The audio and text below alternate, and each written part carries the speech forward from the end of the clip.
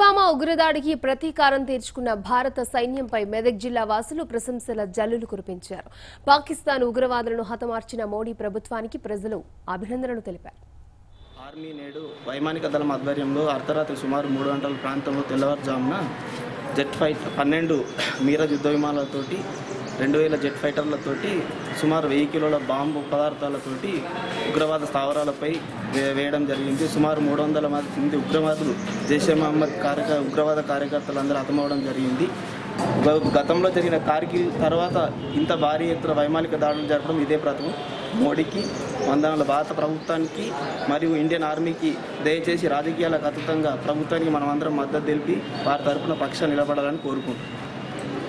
కాశ్మీర్లోని ఉగ్రవాద శిబిరాలపై ఈరోజు భారత వైమానిక దళం దాడి చేసి సుమారు 300 మంది ఉగ్రవాదుల్ని మట్టుపెట్టడం చాలా హర్షణీయం. గత 15 రోజుల క్రితం భారత సైన్యాన్ని మట్టుపెట్టినటువంటి పాకిస్తాన్ యొక్క దుష్ట పన్నాగాల్ని వాళ్ళ యొక్క ఎత్తుగడల్ని ధ్వంసం చేస్తూ ఈరోజు ఉగ్రవాద శిబిరాలని ధ్వంసం చేయడం అనేటువంటిది చాలా దేశ ప్రజలంతా కూడా హర్షిస్తూ ఉన్నారు. ముఖ్యంగా ఈరోజు నరేంద్ర మోడీ గారి సారథ్యంలోని ప్రభుత్వం మరి పాకిస్తాన్ యొక్క చర్యలు తిప్పికొట్టడంలో మరి పూర్తిగా సఫలీకృతమైంది. ఇట్లాంటి భారత్పై చర్యలకు పాల్పడినటువంటి దేశాలకు మరి ప్రజలంతా కూడా సంఘటితమై నరేంద్ర మోడీ గారికి అండగా ఉంటారని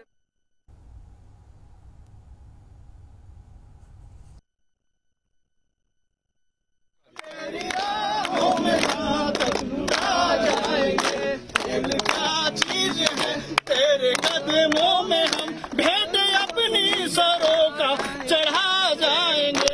ऐ वतन हमको तेरी कसम, ऐ वतन हमको तेरी कसम।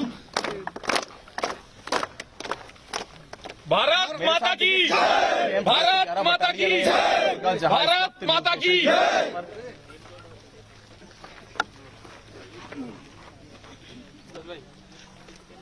सर एक सॉन्ग और प्लीज। लाइन में है ना मेन चीज, एक घंटे नाम में कट रहे हो